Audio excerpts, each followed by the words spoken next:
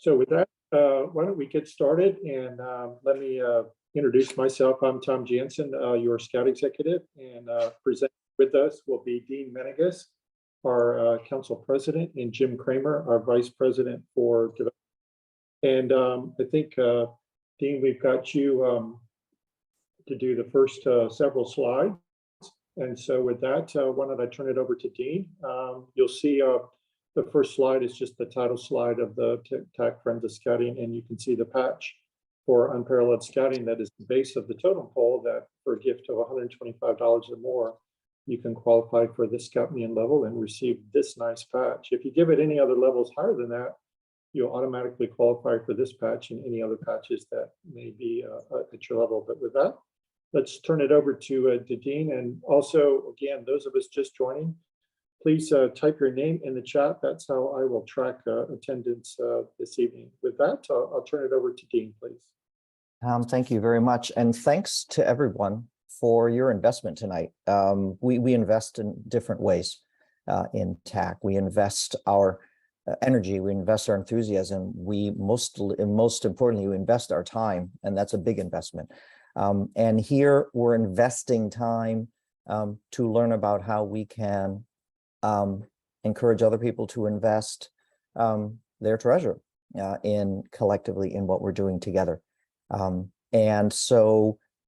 part of that process is bringing money, and as we'll see, it's much more than that. It's a very interpersonal process, especially with this IC5 setup. This image of the patch is the Scout Me In gift of $125. That's just the start of the start of the voyage, the bottom of the totem pole in what we're going to be raising.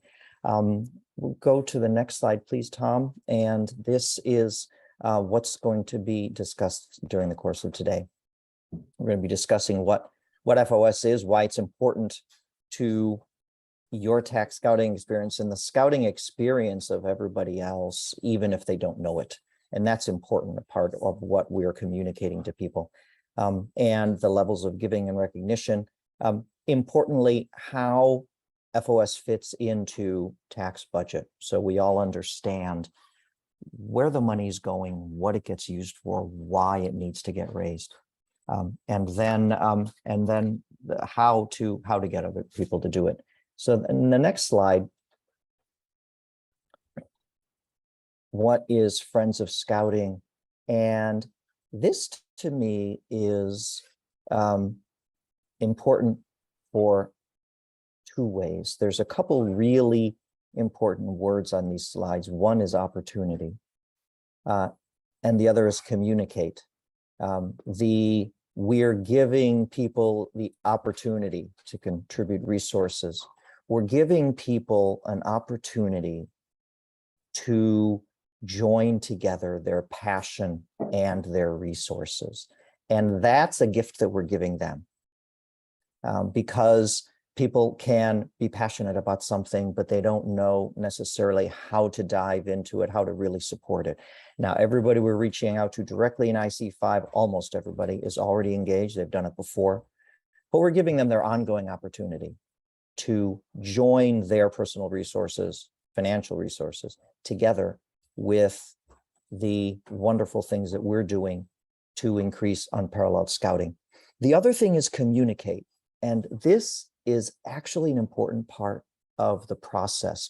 What we found over the past few years is it's been very valuable, the feedback that we've gotten. So I've had people contact me and say, you know, I was having a conversation with this person about FOS, and we got to chatting, and they were talking about what they're interested in. And did you know that he is interested in XYZ? Or she mentioned that, she'd be happy to help doing ABC. Or people had questions, or even some constructive criticism, some roses, buds, thorns came out in those conversations. So that communication that you're going to have on a one-to-one basis is really important. And I'm not sure that we've actually discussed it elsewhere in the deck. So I want to underscore it here. We all get to communicate out the positive impacts of what we do in TAC, how we create unparalleled scouting. But it's also equally important for you to bring feedback and bring insights, giving the people we're talking to the opportunity to communicate with us. And that can be very valuable insights for the future. Next slide, please, Tom.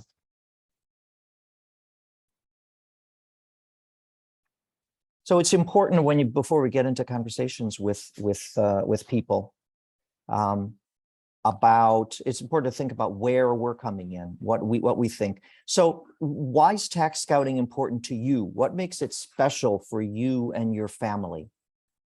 Let's take a couple of minutes to discuss that. Who has a thought? What makes TAC special for you and your family? What makes it important to you? Which could be two different things. Anyone in particular have any thoughts? There are no right answers.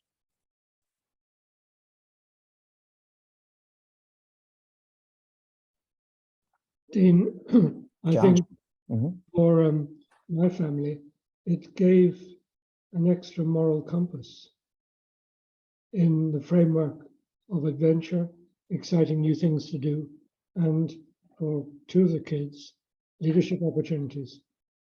And they use those still.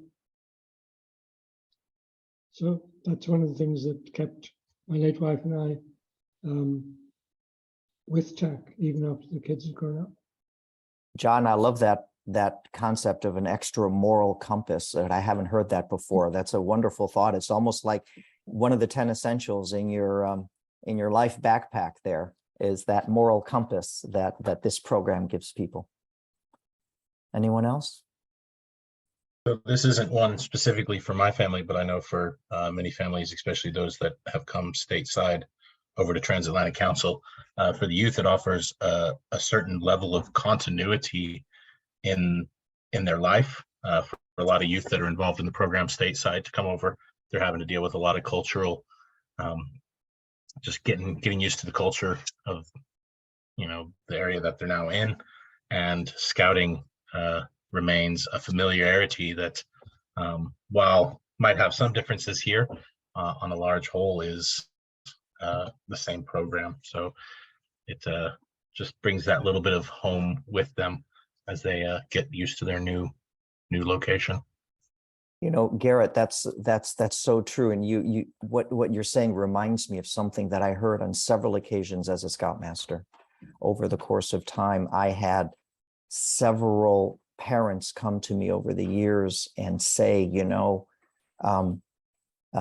being in this troop and being in TAC was so important to help at that point it was all sons, transition into the country. Everything was new. It was a new country. It was a new school. It was new friends. But there was this one thing that was constant in his life, and that was scouting. And that made it easier for him to transition. And it made it so much smoother. And it made everything else in his transition smoother. So we shouldn't underestimate the value of that, especially for families on the move. Anyone else? Dean, I don't mind sharing either. So my story is a little similar to that, but back before I worked professionally for the council, I was a volunteer for a few years with our local Cub Scout pack. And the great thing that scouting in the Transatlantic Council and overseas meant to my family is that it was a connection to our U.S. roots that I could offer to my children getting involved in scouting overseas.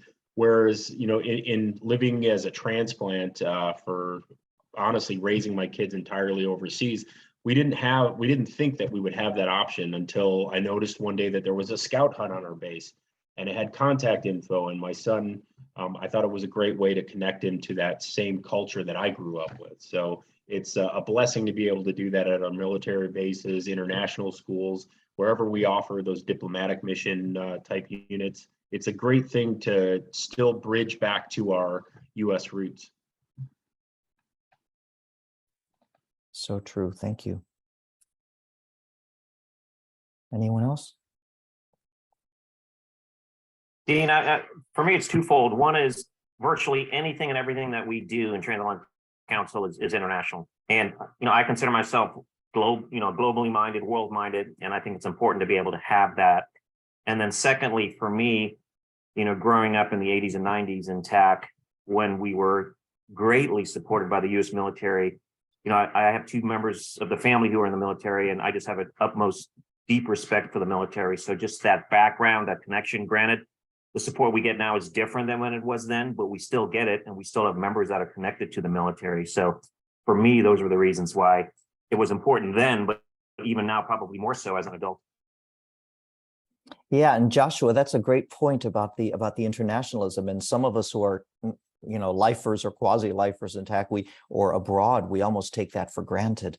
But we should never take for granted the extent to which we are giving youth this global worldview. We are enabling them and empowering them to succeed in a world where they might be traveling different countries, where their jobs are going to have them having international influences, where there's a premium in a lot of fields on that kind of global worldview, an international view, a comfort with different cultures, a comfort with different regions of the world.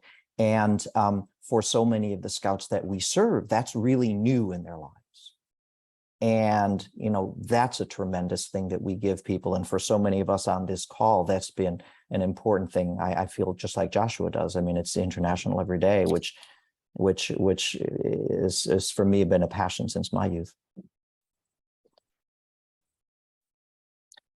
Okay, so this is these are some great thoughts, and it's important for us all to think about as we get into the conversations. Keep thinking about, why is TAC Scouting important to you? Because that's a message you can send, because that personalized message is what helps inspire people to respond.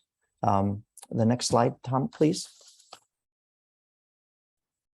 This is a slightly different spin on it, on the personal impact. What programs and services do you rely on to enhance and enrich your TAC Scouting experience? What help do you get? What help do you need to deliver unparalleled scouting in your community? Are there any particular thoughts on that? Because that helps underscore the particular value of TAC, right?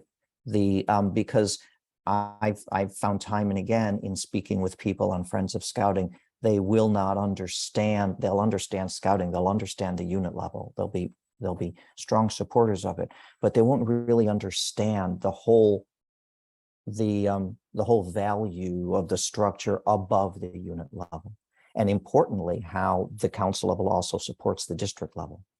And for them, all of that is a bit, oftentimes a bit vague. So what programs and services do you rely on to enhance and enrich your TAC Scouting experience, that you can underscore to other people that you're talking to why that's so valuable and why it's helping them in their lives?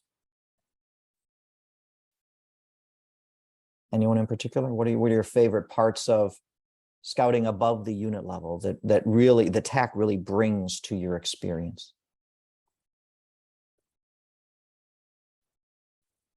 Well, I'll kick it off here. To me, summer camp is something that most scouts have an opportunity to go to. Maybe not all do, but it's there. And if you can go to summer camp, you're hooked usually on scouting, and that is a council event. Yeah, of course we have Normandy and some other things, but the other thing is, district events, I think, are pretty close to home. Maybe more in the minds of the unit leaders. They do spring camporees, and even those, even though we call them district camporees, they're supported by, they wouldn't happen without professional staff often. And I know that because Rodney's on the call, and we're volunteer led, but without professional staff, you wouldn't have those district camporees, being planned and to make them happen or help make them happen. So just people need to be reminded that it's not just council, but district is part of TAC. Right. And importantly, Jim, you hit on something really important that I think is a revelation to people when I've had this conversation in FOS, is how the district level would essentially disappear if the council level wasn't there. And it's for two reasons. One, that Jim's underscoring there is that the support of the professional staff is so critical in that. But it's also the fact that the whole volunteer district level would really not be there without that fabric. Otherwise, why would a unit leader in Munich and a unit leader in Frankfurt and a unit leader in Basel and a unit leader in Poland all get together to plan an event? In what universe would that happen? It wouldn't, right? It happens because Edelweiss district comes together because of the tax structure. And that we understand that instinctively, but our people in the units don't. Even really active, unit leaders won't. That's an incredibly valuable aspect of what the council brings to every individual family in scouting. The thing I was going to say, Dean, is at the district and the council level, I mean, that's really kind of the bonding events that help bring the units together and really discover, hey, there's somebody over the horizon that I can be friends with. They're not necessarily in my backyard, but hey, they enjoy scouting just as much as I do. And you get to have an opportunity to experience some things, together at an activity or an event that is not available in their backyard. So that's really what the council and the districts bring together, is the chance for units and small groups to get together and share. Absolutely. Jeff Cox in the chat mentions the great people in TAC. Mhm. And the people that it brings together and the people that we get to meet, which is following along what James's point is there as well. Okay, so let's go to the next slide, please, Tom.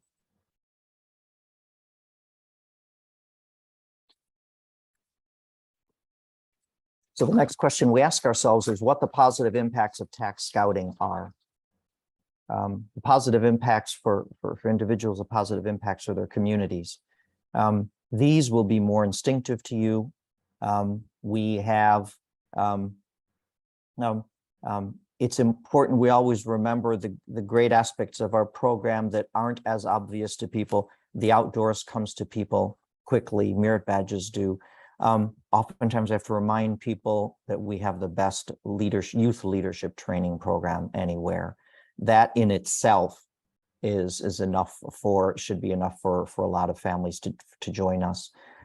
It's the fact that we are bringing serving units in 50 countries, the fact that we are that we have layers of recognitions beyond the particular rank advancements. The fact that there are all sorts of different types of large and small programs, the fact that we have the fact that we put together these historic trails. So there are all sorts of different positive impacts that come back and serve and impact everybody. On the next slide, Tom, please. The Eagle Service Projects is something that helps the scouts that are involved. It helps the scouts that volunteer and the adults that volunteer. It helps the communities that are served. And there are things that we are able to leave real, great, lasting impacts. There's a list of some projects here that have come to the awareness of Jim and Tom. What other Eagle projects have you experienced or heard about to think, wow, I mean, this is you know, if on anybody's short list of the world's greatest Eagle projects, this should be included in that list. Is there anything that you know about, that you've been involved in, that you've helped support, heard about, that we should make sure to add to our list?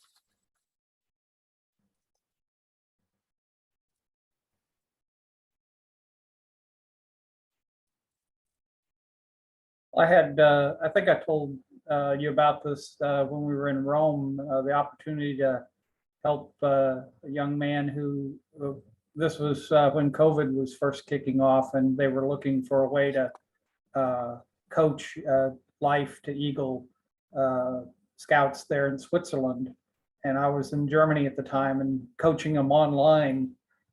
Had 3 or 4 boys that helped them achieve their rank. And one of them did he'd previously been in the Far East Council and had been to the Hiroshima Memorial there in Japan. And one of the things that he took from that he wanted to do as an Eagle project was to fold 1,000 origami cranes. And they actually collect those at the Hiroshima Memorial and display them there. And the thing that I encouraged him to do was, hey, you're going to teach others how to do this, using the EDGE method, and you're going to employ the principles that you see in the messengers of peace, helping spread peace through your actions. You should get your scouts involved and make this a messenger of peace event. And he was able to do that. He actually generated over 2,000 of these origami swans, and mailed them off, and had pictures of them hanging in the display there in Hiroshima. And it was a very interesting experience that the boy, he had from his childhood, that he brought into being an Eagle Scout. That's a super cool story. Yeah. That's a super cool story. Let's go to the next slide, Tom. The question about why invest in TAC Scouting. Why would you, and importantly, why would the people that you're going to be approaching be investing in TAC Scouting?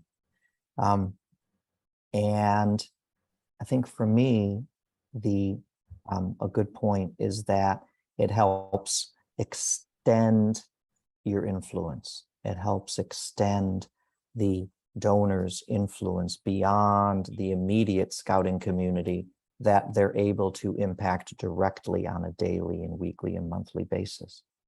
And it helps us collectively serve more youth, more and better, more youth, better programs, more volunteers, better support to the communities, more units supported.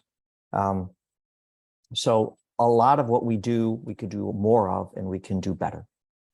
And that's even, more development of leaders and citizens all around our footprint, more instilling of values of the Scout Oath and Law. So for me, it's a way to extend that influence by bringing more and bringing better what we do. Anything else that we should add to that list?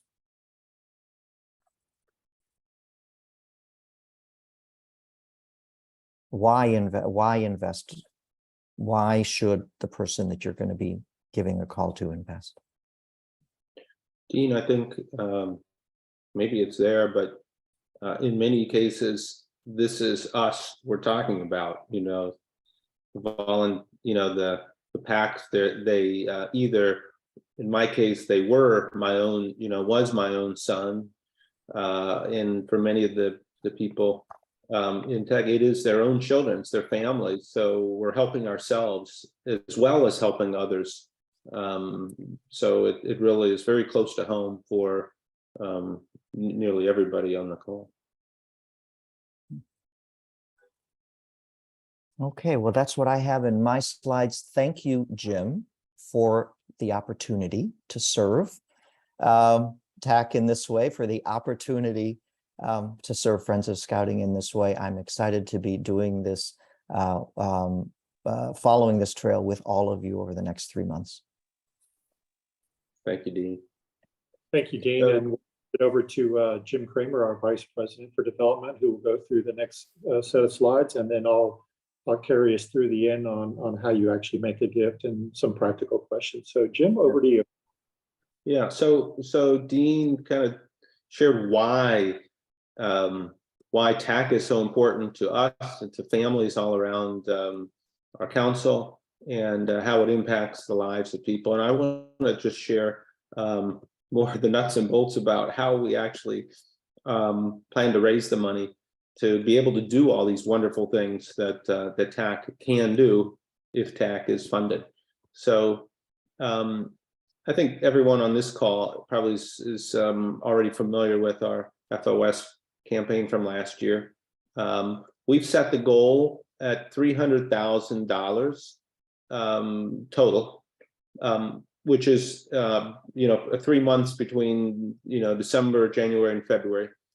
And it was important to find the right goal that was ambitious but also achievable. So to give you a little reference, our current numbers are just under 293,000. Maybe it's 292 plus change. So this is a little more than last year. But we think it's achievable, and we think it's if we could break that 300,000 number, it would be really, really cool. But it's going to take a lot of work. We learned a lot from last year, but what we know is high level engagement from especially our board members is really, really critical. So we have a new IC5 plan that we'll show to you, and we also know that we lose a number of TAC families every year because they move back to the United States or elsewhere. They age out, and so we continually need to find new donors just to stay even. So that's important to keep in mind. And then we know that our district leaders, the key three from the districts, are really critical in finding new donors and also improving membership. And maybe that leads us to the next slide. We are very, very fortunate to have Paul Osling involved with TAC, and he has generously agreed to make a challenge gift it's a one for new donors and for increased membership. So if I go to the new donors, he is saying he will offer basically a dollar match up to $15,000 for any and all new FOS gifts received during the campaign. So for those of us on the call, we're going to receive our IC5 plan that has, let's say, roughly 5 people. But we should be thinking, are there 1 or 2 other people that I could also ask that are not on the list? And that's what all of us have to be thinking. And if we can find a donor who will donate several $100s or $1,000, whatever that is, then Paul will match it 1 to 1, which is very generous. The second is increased membership, and this is very ambitious, but we know that membership is key to TAC to grow, and so Paul has said that he will match if we can increase, if each district increases their membership by 6% by the end of this year, he will make a gift of $1,000 to FOS. If it's by 8%, then that goes to $2,000. And if any district that increases their membership by 10% would receive a $3,000 gift from Paul, which goes toward FOS. Currently, I know that Barbarossa is doing pretty good, and we're hopeful that they may reach that 10%. The other districts have a lot more work to do. But if all three districts were to get six, let's say 10%, that's up to $18,000. It's a stretch goal, but the money's on the table if we can get that, improve the membership, increase the membership. Okay, so those are the challenge gifts. On the next page. Jim, before we go to the next yeah. page, just Go ahead.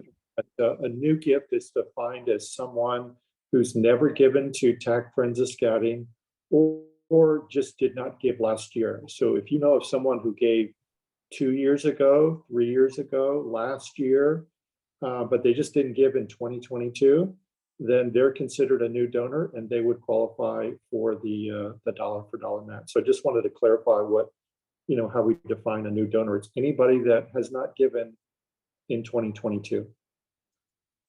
Thanks, John. So it's like last year. We have different levels. They're actually the same levels as last year, and we will recognize each giving level with a really cool patch, the totem pole. We've redesigned the patch. So I'll start with the patch because it's kind of the fun part.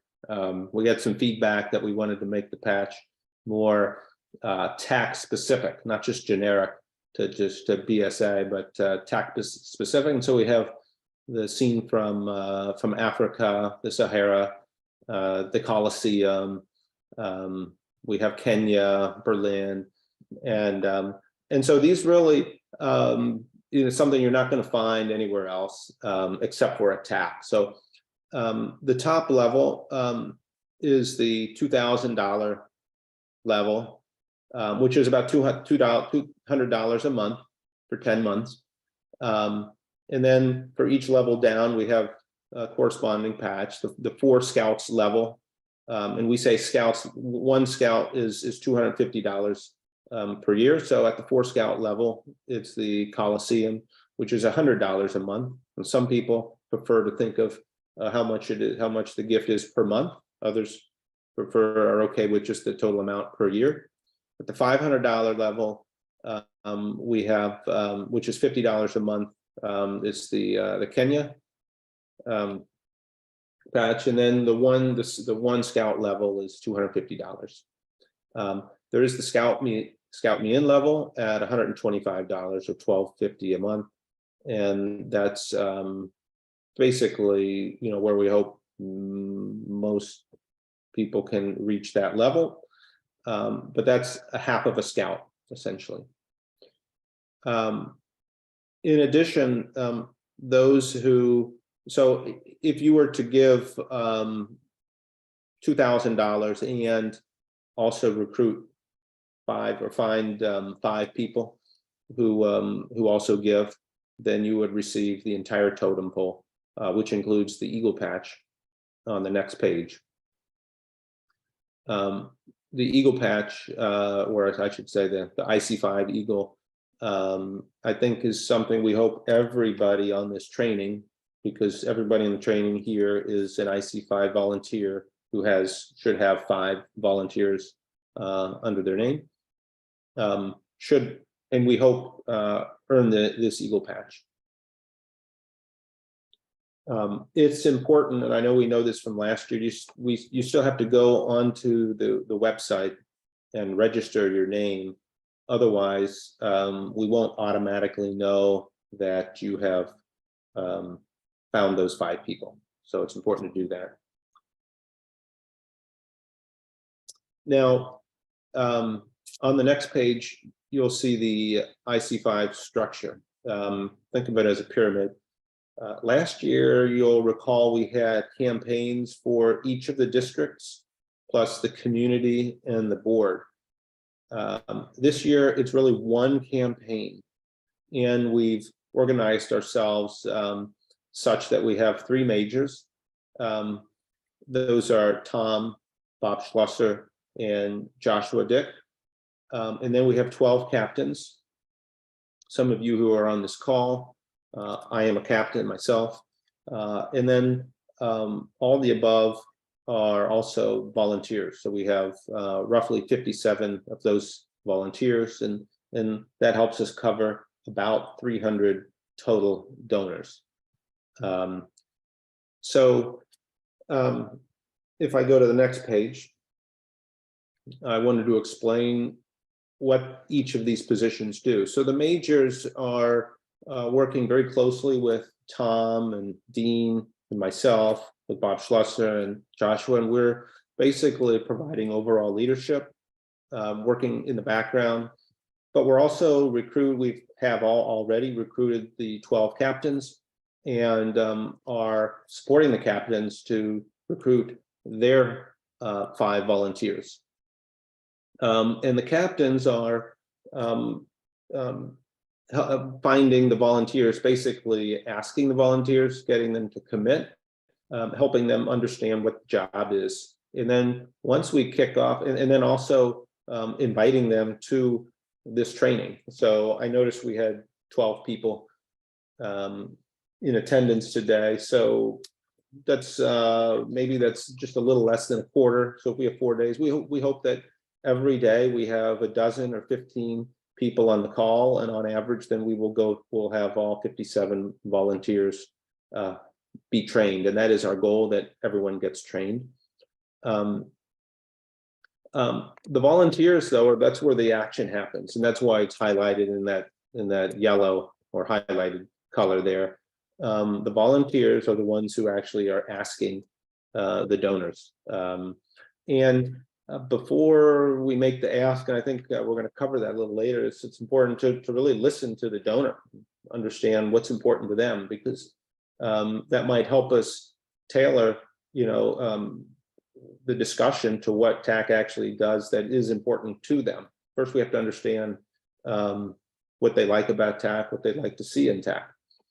And I think Joshua's always pretty good at reminding us that we need to repeat a couple times, because first time people don't often answer their email. The second time they might acknowledge it, and maybe it takes a third time before people say, "Oh yeah, I will go to the website and put in my credit card," and boom. And so it's so the captains and the majors are all here to help the volunteers. And if there is any help that's needed, if there's somebody that's not reachable, then simply provide that feedback to your captain. Say, "I can't get a hold of them. I don't have their number, or the email got pushed back. What do I do? Can you help?" And we will try to help. And the next page, you can see an example of what IC5 looks like. IC5 means I literally see with my eyes 5 people, and I invite them to give. You can see each of these groups. There's 3 groups there. In bold is the IC5 volunteer, and then underneath is up to 5 volunteers, or up to 5 donors. Sorry. And as we go through the season, the campaign, we will highlight in yellow those who have given. And then we can see the first couple rows. Peter London has not given, he's not highlighted. But when all the volunteers have given, then we can highlight those in the green color. And here you can see, to the extent we have the information, we'll show in the plan what the person gave in 2021 and 2022, and what our ask is. So that's what the IC5 plan looks like. And Allison Hartling typically does a weekly update, and so that we always have the correct information. Okay, on the next page, you can see the training sessions. We're already here on Monday, the 7th of November. We also have the training the next 3 days. If you are a captain on this call, and you are not sure if your volunteers are going to attend, then feel free to remind them, hey, be sure to attend one of the meetings, or which of the training sessions are you signed up for? Just check in, see if you, if for some reason someone is not able to attend, we're going to take attendance, first of all, but also, I think we would do a follow-up session.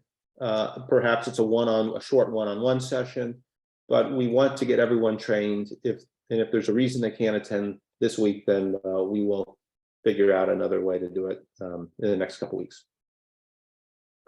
And then lastly, we have a series of weekly meetings that are set up. You can see the dates there. We'll of course kick off FOS December 1st, and actually on Giving Tuesday just before then. But that said, we'll have two weeks to meet before Christmas, and then in January through the end of February, we'll be meeting really every week until we have our FOS celebration, and that's to celebrate our achieving the $300,000 goal. We think we have a pretty good shot of doing it because we have a good plan. I think it's going to take a lot of work, but there's a lot of work that happens in these meetings to acknowledge or recognize where we're short, where we need help, who needs help, how do we provide, the help that's needed. And so it's important to try to attend as many of these meetings as possible. If you miss a meeting, it's not the end of the world. There are lots of them, but it's important to attend as many as you can. And then in April, we'll have a debrief and talk about what we learned and how we can prepare for next year. So any questions there? All right. With that, then I'll pass it back to you, Tom. Thank you, Jim, and thank you everybody for kind of following through the structure. Again, it's a new approach this year, and we're very excited for the fact that we think we'll get a lot more volunteers involved and all of our staff involved, and a lot of people from the districts involved, even though they're no longer accountable for district Friends of Scouting goals. We have a lot of volunteers at the district level and in different communities that are also involved. What I want to cover in the remaining time that we have, and then we'll certainly open it up for questions, is just help you kind of understand the framework of what drives people to give, as far as the practical reasons, the intellectual reasons, candidly, the emotional reasons. And I think we want to go through a few examples of why people give and how you can better connect with your donor prospects. We will give you towards the end of this week or early next week a complete list, confidential list of all of the donors' prospects and what their history of giving is this last year in 2022. And even we'll suggest a target amount of dollars that you can suggest to them for their 2023 goal or gift, if you will. And we'll provide that information to you. And then from there, you can always add additional names of people that you think might be helpful to add to your team.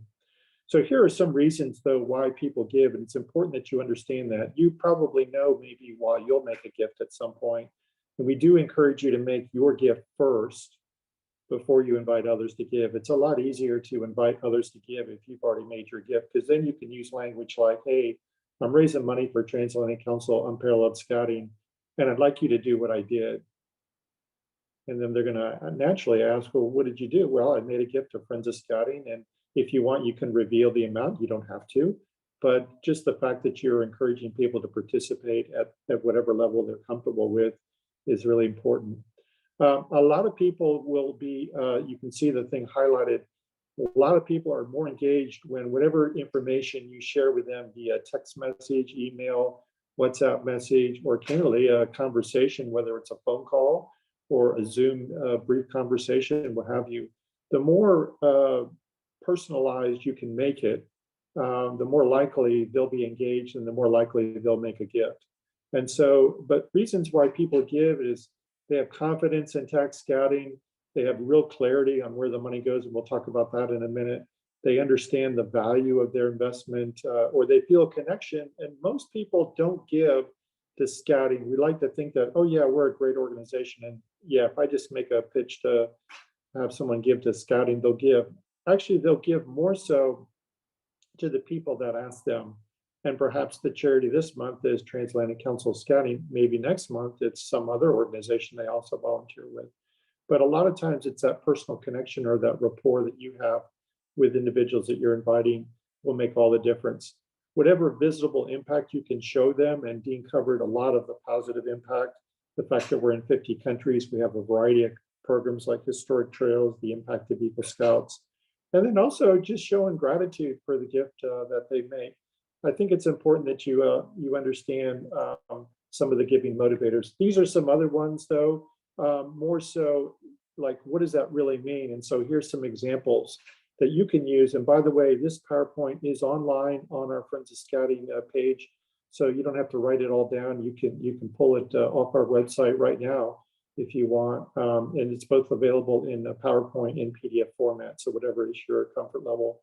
But confidence in your work means, hey, we've made this type of impact before because of your gift, or clarity. Hey, your gift of $125 will do this, or hey, this $250 gift means something will happen in a camp or in a historic trail or whatever it is, or the personal connection, like every mother knows, or like every TAC Scouter knows, or the visible impact. You might use the words, here's how your donation mattered, or the gratitude. Hey, thank you so much. And we do encourage you to say thanks more than one time.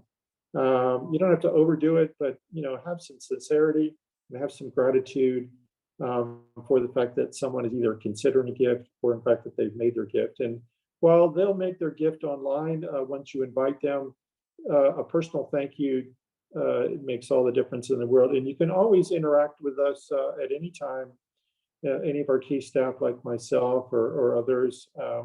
If you reach out to someone and they've said, hey, I've made a gift, if you want clarity before the next Wednesday report meeting that they've actually made a gift, just reach out to me and we can oftentimes clarify that in the moment so that you have that feedback. Your best way to invite people to give is to make a direct invitation to give.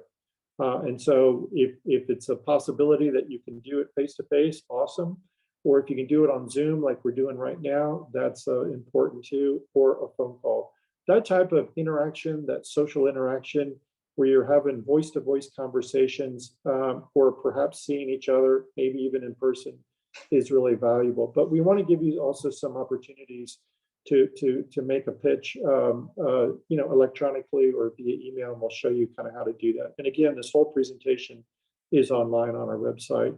But when you do make that direct invitation, you can talk about just the fun of scouting, how we're helping young people prepare for their future. And in fact, a lot of what we do are literally our adventures for a lifetime. So here are some examples of what we're talking about from a practical standpoint. You'll see on the left side how words really do matter. And so you can see how someone on the left side made a very nice pitch, but it's a very not emotional, very, just straightforward words. It does make the effort. But if you look on the right side, how much more personal the invitation is. They start out by just saying, you know what, you've been such a great friend. What a direct contrast to what's on the left side, where it talks nothing about the donor. Hey, if it's not too much to ask, again, kind of a soft way to provide an introduction, would you consider giving today? Would you consider giving today?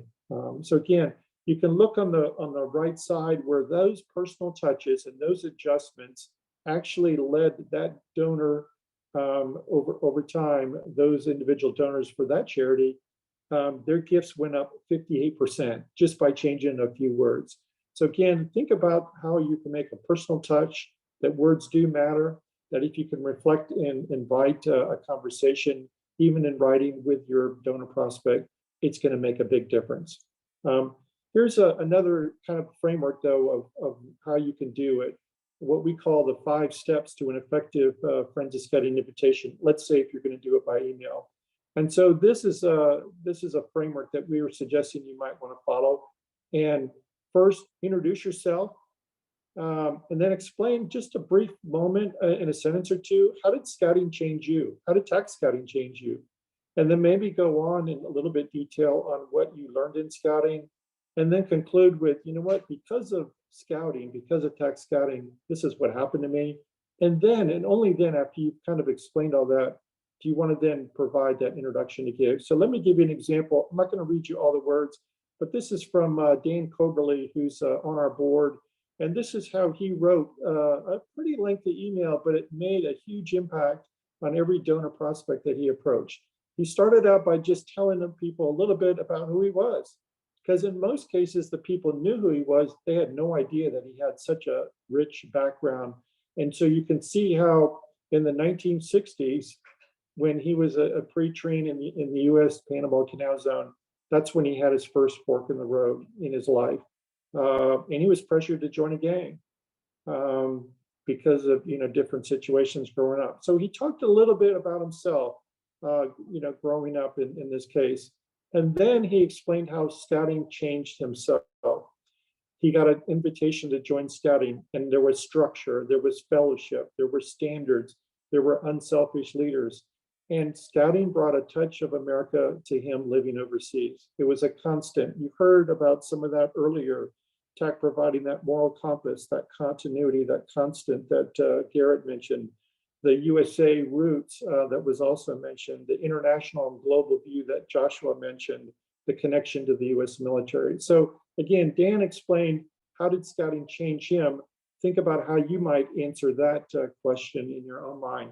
And then he talked about what he learned in Scouting, all of the valuable lessons, the confidence he learned, the life skills he learned, not just different skills in cooking and how to hike safely and how to pitch a tent, but just, what did he learn about how to make great decisions, and who were the people that he met, and what were the experiences like in his Scouting.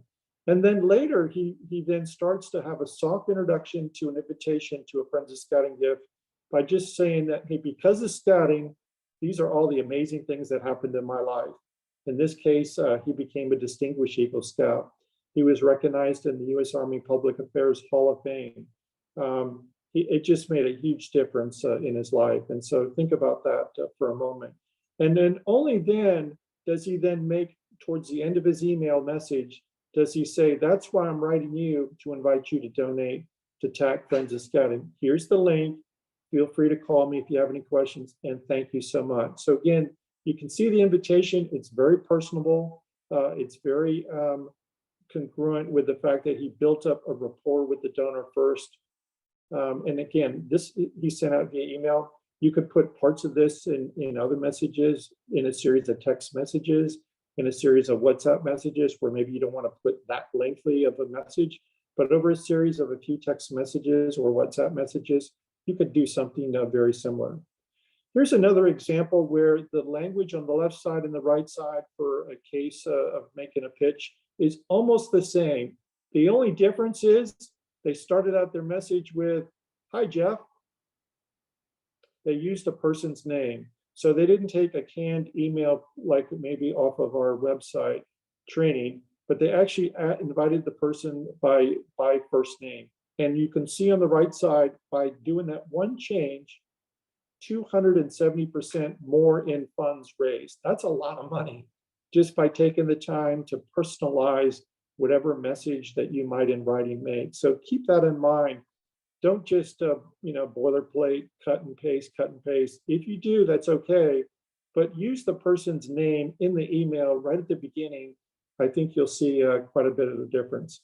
And then you can see here again, a little bit harder to see because the image is a little fuzzy, but the more you can personalize whatever message.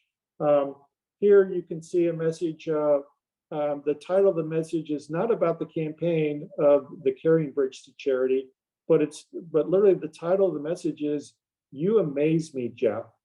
Boy, wouldn't that get your attention? And then it goes, "Hey, Jeff, I'm Camille, and you're so seriously amazing because you're part of the charity, etc." So personalize your message, personalize your email, personalize your text message. Use some words that you would use when you're speaking to someone, as opposed to just writing something kind of stuffy and dry, and try to create some emotion. Read out loud what you write and see if it sounds like something you would actually say. And if it doesn't, rewrite it until it lends itself into a conversation, if you will. Here's an example of a message that Dean used last year, very successful in London, where they raised a lot of money in Friends of Scouting. He used a series of WhatsApp messages. He put each of a couple sentences and a few messages, and he made sure that he addressed it by first name to whoever he was sending it to. He also highlighted the fact that on average, it costs TAC about $250 per scout that we serve, on average, by just roughly taking our budget and dividing it by the number of youth that we serve on average. And that's been a kind of a framework that we've used over the last couple of years. So if you take this year's budget and divide it by the number of kids, it may not exactly play out that way, but on average over the last 5 to 6 years, that's been the average. And so take a look at the fact that if it costs TAC about $250 per youth per year, and we only collect $48 from the overseas council fee, where does the rest of the money come from? Got to come from somewhere, and it does come from Friends of Scouting. It does come from other sources that we bring in. You'll see it, that chart in a minute. But again, a lot of families can cover the difference themselves by making a voluntary gift. You can see how even on a WhatsApp message, you can communicate what it is you're trying to do. Think about also other people that are not currently involved in the Friends of Scouting campaign as a volunteer. If you want to get other people to help you raise money and expand your influence to, like, say, 10 people, and invite another person to also serve as a volunteer, reaching out to 5 people, again, communicate heavily with your IC5 captain or with Bob Schlosser or Joshua Dick or myself, and we'll help you get involved. But there's lots of other people that could perhaps help you make pitches or invitations. Anybody from volunteers at your district or council level, other members of the board, maybe TAC alumni that are back in the States, Eagle Scouts of any age, those that have been recognized with awards like the Silver Beaver Award of Merit, the TAC Patch recipient, anybody that's been to Wood Badge, or any current Friends of Scouting donor. Often, if you invite them, hey, would you have some time to help me reach out to just a couple other people? I would, in fact, if you help me reach out to 5 people, you can get an Eagle Patch, which will look really cool in your uniform. So don't overlook the fact that while we're asking you to see 5 people, if you want to get more people to help you involved in having these conversations, that sometimes can make all the difference. And then this sometimes can be a real good concluding remark in your message, either verbally or in writing, that, hey, because of your Friends of Scouting gift, you and many others in Transatlantic Council get Unparalleled Scouting. And so they get free Pinewood Derby cars or free sports for the youth that register and recharter on time this month. Or they get amazing programs like the Klondike Derby, the Normandy Camporee, Camp Aventura BSA, Camp Alpine, Camp Kenya. They get to participate in the Scoutathon, which is a fundraiser unique to our council, and that you can do anything related to, like a bowl-a-thon, a swim-a-thon, read a lot of books in a short period of time, hike a few miles or kilometers, whatever it is, and 100% of the profits stay with the units, plus Transatlantic Council will pay for all of the prizes that the youth can earn. It's a real easy way to raise a lot of money, and we have a number of units that raise thousands of dollars each year as a result of that. We also have a TAC staff that is fully supportive of everything that you do, and we do things like TAC Connection weekly newsletters on Wednesdays. We have a heavy presence of TAC social media. We have an amazing website. There's lots of things that you can share with people that, hey, because of your gift, these are the things of programs and services that we can provide. Our overall budget for the year 2023 is about $1.9 million. It was approved by our board at our 8 October executive board meeting in Rome, Italy, and online for those who've attended. Most of the money that we spend is allocated to what we call program. That's based on a time study that we do every couple of years among our staff on how we spend our time. But for a lot of people, if you just say, hey, we have a $1.9 million budget and about 90% or more of our money is spent in program, they really want more details, like how do you really spend your money, or where does the rest of the money come from? And so you can share with them by this chart that there's a lot of money that we bring in on what we call participant fees. So essentially part of our overall budget is all the money we bring in for the registration fees for the camps that we mentioned, for the Normandy Camporee once every couple of years, for the Klondike Derby, for all the district activities and things like that. We also get very significant morale, welfare, and recreation money from the U.S. military, from non-appropriated funds for all of the families in the military that are affiliated with Scouting. Friends of Scouting, as you can see, is a huge chunk. $300,000 is what we're expecting to raise this next year in 90 days. I'm very confident that we'll do that.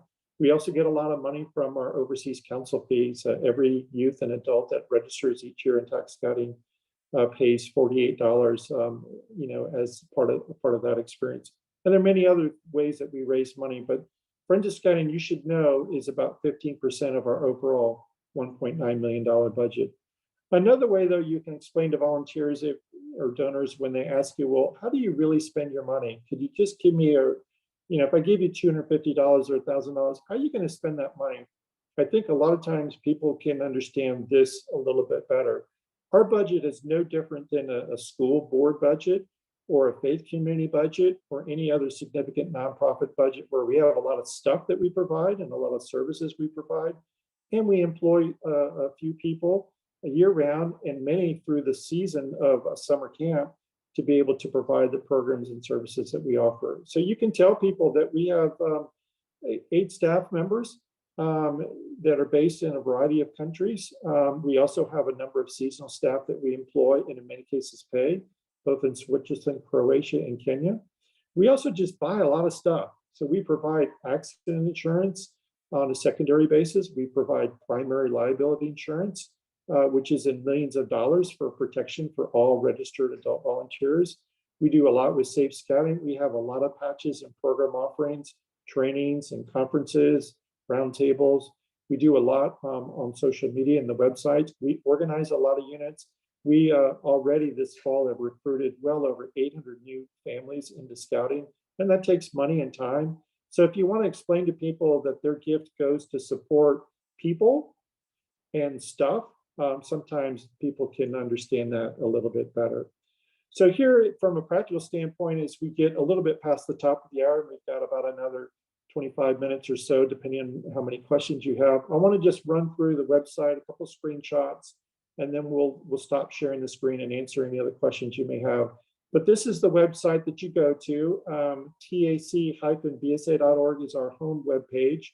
And then if you click on the donate button at the very top and then /FOS, where if you get to just the donate button and then click down below where it says Friends of Scouting, that's the overall page that has all the information program-wise and explanation-wise that'll help people understand it.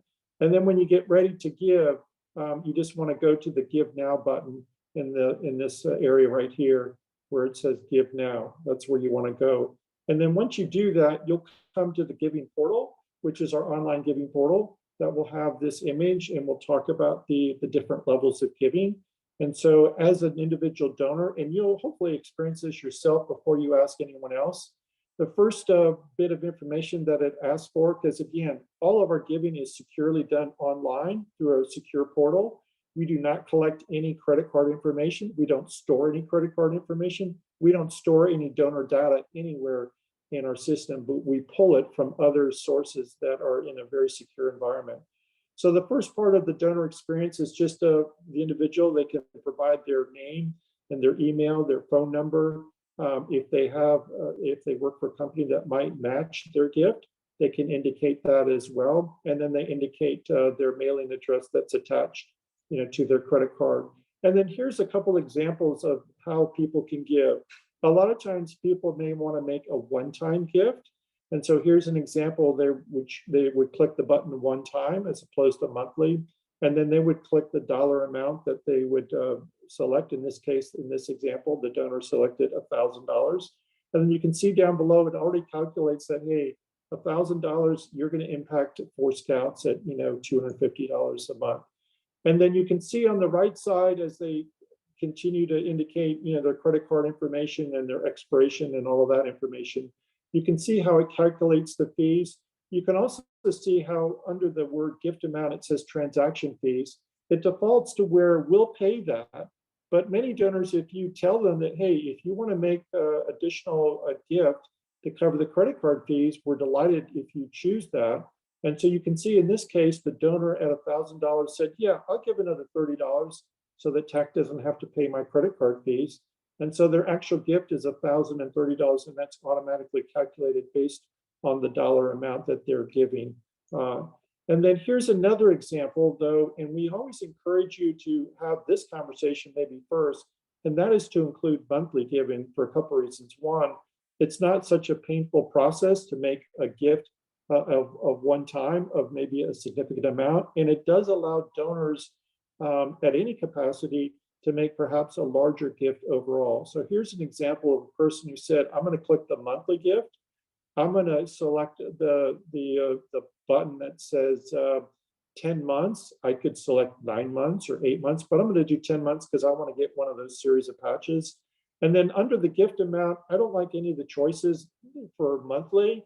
So I'm going to just select other, and I'm going to type in the digit 50 or 50. Again, when you do encourage the donor to type in the number, they just put in the number. They don't put in dollar signs or euro signs or whatever. They put in, just a number. And then you can see on the right side that that gift amount of $50 per month over 10 months is calculated as an overall gift of $500. In this case, the donor chose not to pay the monthly or the monthly credit card fees. They just wanted to make a gift. And so they get credit for a $500 gift by giving $50 a month. So think about it, that's a pretty significant gift of $500, but they're spending 10 months to be able to pay that off. And keep in mind, we're looking to raise $300,000 in 3 months. So it doesn't matter if the donor needs to have extra months to be able to pay off fully their pledge, as long as they pay it off sometime within the next year, within 10 months, or I think the default is no more than 12 months. As long as they pay it off within that 12-month period or 10-month period, that's totally fine. So they don't have to fully pay off their pledge to be able to qualify for recognition and be able to allow us to credit their gift to the overall effort.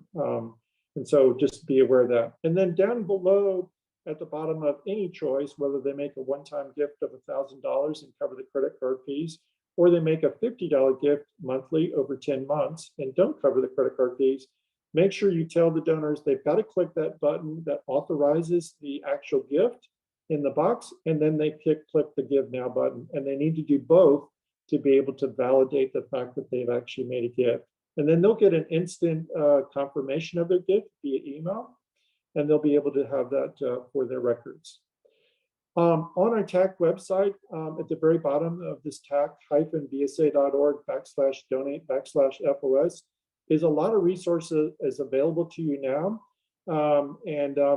We have a question and answer document. We have an email that if you want to send it out, if you're a member of the board and you want to send it to a fellow board member, we have a Friends of Scouting Ask to volunteers and parents, which for many of you, based on the donors that you're going to select and involve, either at a district or unit level, maybe those resources might be helpful to you. This PowerPoint presentation, both in PowerPoint and PDF, is available online right now. We've also included TAC highlight documents from 2020 and 2021. So if you're looking for some sound bites or some data that will give you, again, some outcomes of scouting and Transatlantic Council, that might help you better communicate the message. Or if you even want to share those documents with potential donors, you can certainly do that. And then there is a promotional video about Friends of Scouting that Dean Menegas filmed at Normandy a couple years ago. We're recording this training, and so whether it's this training or a training on Tuesday or on Wednesday or Thursday this week, we'll put one of the recordings of the training online, and that will be an additional resource that we'll make available on this portal. But again, it's tac-bsa.org/donate/FOS. And with that, I'm going to stop sharing and just try to, we'll continue to record so that if there's any questions that do come up, we can try to answer those.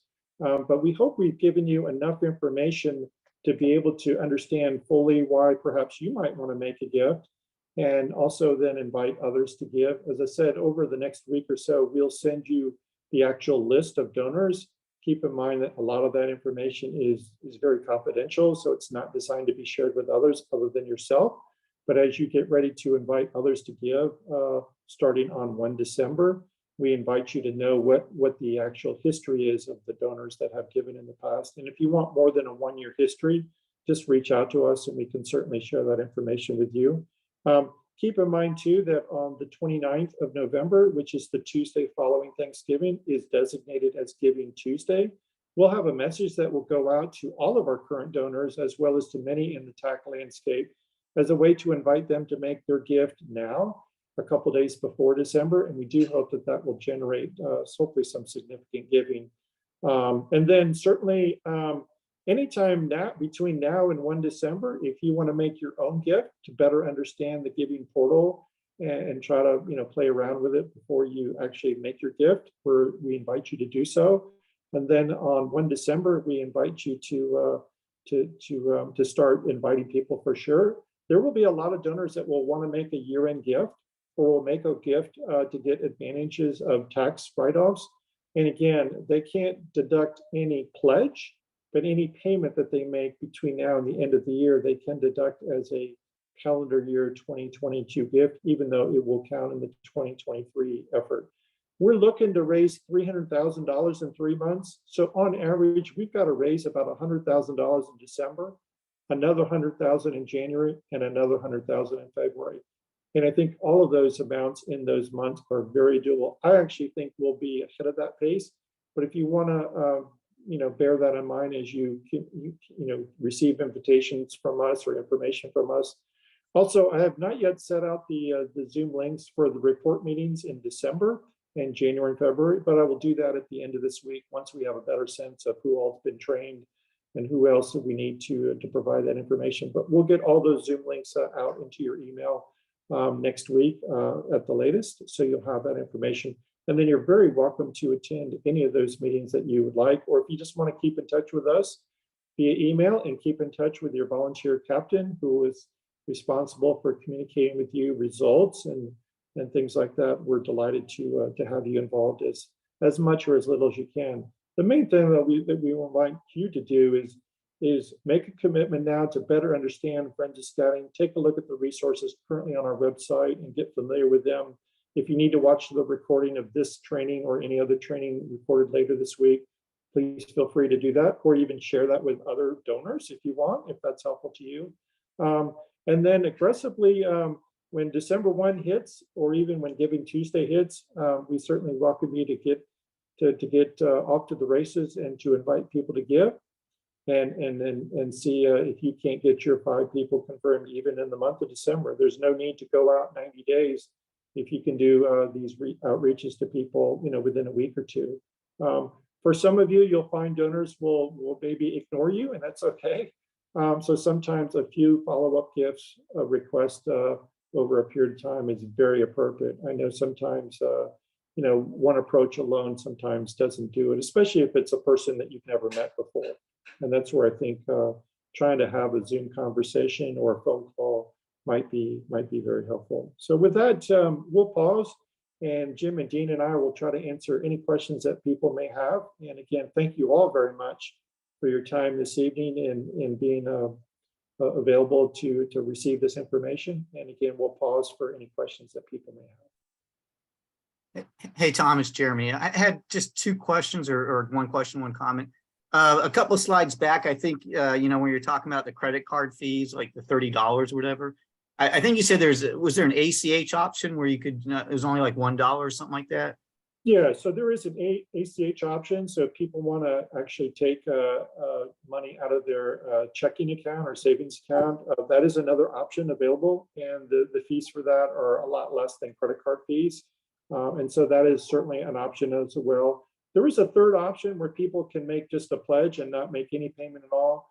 We're certainly open to that, but I would tell you that the amount of follow-up effort that it takes our volunteers and our staff to follow up on people that with a generous spirit make a gift as a pledge, but make no indication of when they're going to pay it. Sometimes that leads to a lot of follow-up effort. So we would discourage that. And we would actually encourage people that want to make a pledge to consider monthly giving by taking what is their overall dollar amount that they want to give and divide it by, say, 10 months, and then make a payment of the first month. And then once they select that 10 month, the rest of the payments automatically come off the credit card or the ACH payment. And there's no follow-up effort from you or from our staff. and there's no follow-up effort needed by the donor. So, but yes, Jeremy, the ACH option is another option that some people might want to take advantage of. Oh, and then the other one is more of a comment. You guys may have covered it early on when you're giving some of the examples for meeting, but I know for some of the younger folks that are more tech savvy, a 30-second video where you just record yourself kind of, doing the spiel similar to like what we just did and sending that to your participants, that goes a long way as well too. Absolutely. A lot of people do consume messages, via a short video. And you know what? A short video can make a huge impact. There's a lot of people that just don't read, or they don't take the time to read a lot of words. And so I think that's an excellent idea, Jeremy. A short video, 15, 20 seconds. Hey, watch this video and then click on the link. It can go a long way to getting your message out. So wonderful suggestion.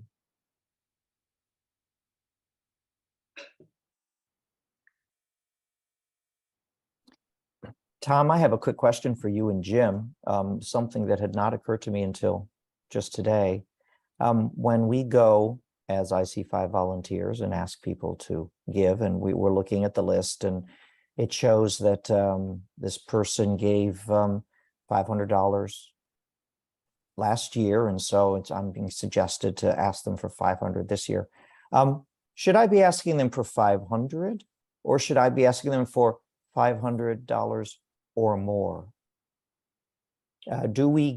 Should we actively give people the opportunity to consider raising their gift, to consider moving up to the next level or a couple levels more?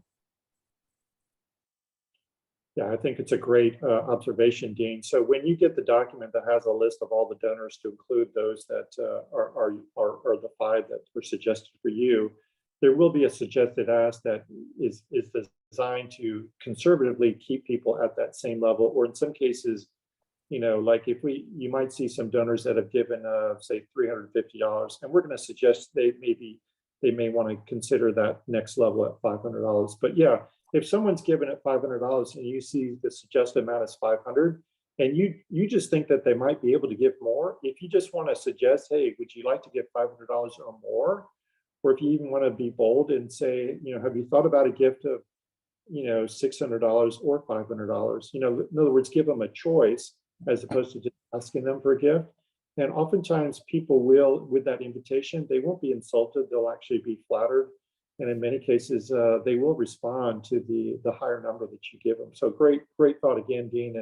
And obviously, the more we can encourage the upgrading of volunteer donors to a higher level, it makes it a lot easier to get closer to that $300,000 level a lot quicker. There was a study done by Bank of America a few years ago, just to kind of give you a little story to kind of reinforce that point. And they tracked a number of major donors that had 2 different types of donor experiences. One, they were approached by well-meaning volunteers that just said, hey, would you make a gift to whatever the charity was that was, in play? And they tracked those donations. And they also tracked volunteers who intentionally were trained to create a relationship first with the donor prospect, especially if they had never met each other. So they encouraged that first interaction with the donor prospect to be all about building relationships and finding things in common, and just to get the donor prospect to talk a little more. And people that built relationships first and then and only then invited people to give, instinctively that the gift overall in that study documented is going to be a much higher gift. And you might think, well, yeah, sure, if the gift is higher, maybe that's what we want to do. What you don't realize, though, when you dive into the deeper details of the Bank of America study that has great validity, is the donation didn't just increase by a little bit. It didn't even double. It didn't even triple. It increased 10 times. 10 times. So think about it from a standpoint. If you've got a donor prospect out there that for the last couple of years, or at least this past year, has given $125, and maybe when you reach out to us and we send you a history of their donor, and maybe for each of the last 5 years they've given $125, don't overlook the fact or the possibility that if you would create a relationship with them first, maybe over the month of December, and then maybe you make your invitation to give in January, don't be surprised if they give you $1,000. something that is 5 to 10 times greater than what they've given historically, because that is just how relationships work. And that's how people sometimes make their giving decisions, is based on emotion and based on how they're feeling, and not necessarily intellectually. So again, Dean's got a great point. Invite people to give at a higher level. You could use the $500 or more, or you could build a relationship first, and then invite them to give maybe twice or 3 times what they've given in the past. And don't be surprised if they respond at that level, because many will. I wanted to add that we do want to reach out to new donors, and that's without reaching new donors. I think we're gonna have a real hard time reaching the $300,000 goal if we don't get a lot of new donors, and we need to get to 15,000 to trigger Paul's gift. Those people have no history, or they may not have any history with us. So then it is important to, talk about, let them share what like start with the basics of what Tom shared in a couple of those slides about, their experience at TAC or your experience at TAC, because you don't know where to start. And so I think the new donors, as you get through this effort, don't also hesitate as you maybe make your first invitation and people respond very generously and very quickly. Don't be afraid to reach out to them and certainly thank them. And thank them in as many ways as you can think of, and then don't be bashful. Say, hey, you know what? As I'm trying to raise some money in Friends of Scouting to really support TAC long term. Is there anybody else that that maybe we should be having this conversation with?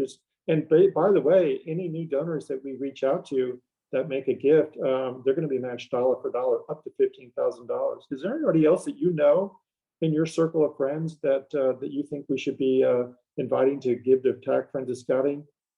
And if they say yes, can you say, would you be willing to reach out to them on my behalf? Or could I reach out to them with your help? Or could you provide me an introduction? Don't just have them pawn off to you a name that you don't know, but they know very well. Because the reality is people give to people they know and trust. They don't give to people that are really cool people like us, if they're not known by us.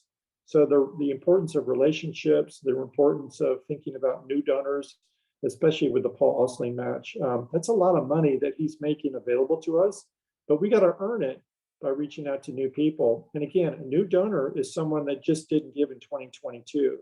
So if you want to reach out to us, and we can provide you a list of donors from 2021, 2020 that just didn't give this year. And if you know some of them, then you can claim them. And they have a history, just not a recent history. And guess what? They qualify as a new donor, and we would love to have your help in reaching out to them.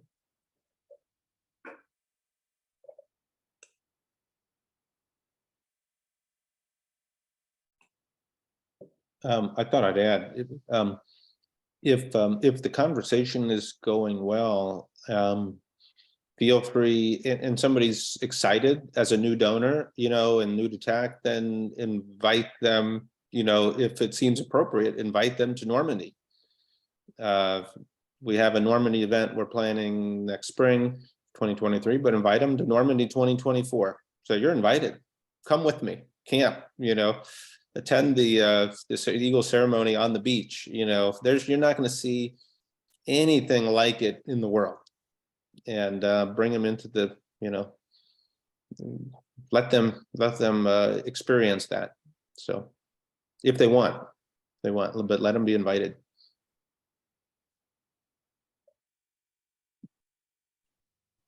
Great thought, Jim. Other questions that people may have, or other comments that people would like to share that might encourage others to fully understand what we're asking you to do? Is there any kind of way at the moment after the campaign that we're kind of gathering feedback and gathering information, like what we did for Normandy? We had that using Spectrix or whatever it's called, that survey tool. Is there any way that we're going, hey, like, why did you donate? And what about that? Because we're all sitting in this room and we all know the great, things of scouting and all that, but you might just have somebody who said, no, I donated because, it was a Christmas present to you, or because I value what your opinion is. Is there any way that we're going through our donor list and going through their responses and going, well, actually, this is the reason why this person donates. Let's target that more with them versus, okay, I guess you do get that in the relationship side, but if I am going onto this donor list and you want me to approach 5 of these people, I don't know anything about that relationship, that I've got to build it from scratch. So is there any way that we're capturing data to next year, if let's say I'm not an IC5 donor, but somebody else is, then they can pick up that relationship and not start from scratch again? Yeah, I think it's an excellent point, Jude. And so I think we can encourage all of us as we, interact with these donors and they make their gifts and we're tracking that ourselves.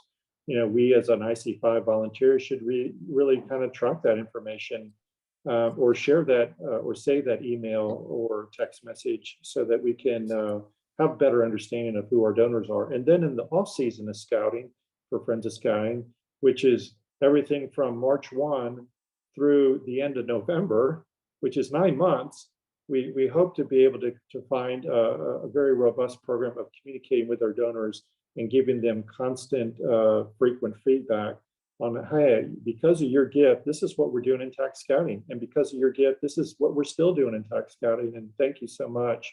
And sometimes that personalized approach, hey, we understand that you, you made a gift because of this, or you made a gift because Jude invited you. Or you got to meet a camp director or a Klondike Derby director or a Normandy Camporee director or whatever. You got to meet a staff member or a member of the board. So yeah, that information is certainly very valuable. I would tell you that on the first Wednesday in April, we will debrief the whole Friends of Scouting experience. And if we need to send even a survey out to our donors, which oftentimes is not responded to too well by donors. Usually they're happy to make their gift and have a relationship with a volunteer, but the last thing they want is another survey to fill out. But if it's appropriate to do that, or if we can just rely on organically what people learn and hear, then it will make next year's effort even better, because now we can not only provide you a track record of their giving history, but we can give you a story that you might want to reference when you start that relationship. So great thought, Jude. Jude, also on that, I think Tom may be right. Often the reason they give is because you personally asked, but another question to consider is what's important to them. Is it that, because that at least, that then we can circle back 6 months later and say, yeah, they might say, girls, in scouting, I'm so excited that, after 100 years, girls are in scouting, or, I love Normandy, or, I'm glad that you're building that new camp in Kenya, or, I like, I was an OA member, Vigil, and, that was, I still have memories. And it's something that, how to connect with them. That's what's important to them. They want to maybe keep that legacy going. And maybe it's another way to think about that question.